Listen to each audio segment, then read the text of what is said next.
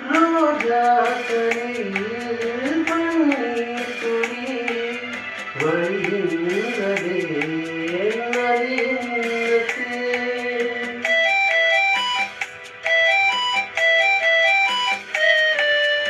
அது வல்லவோ பரிகாரத்தே அதை நீ பரிகாரத்தே அதற்காகத்தாய் பாயிரேன் வந்தேன் தர வந்தேன் இல்லையோ ஒரு பறவை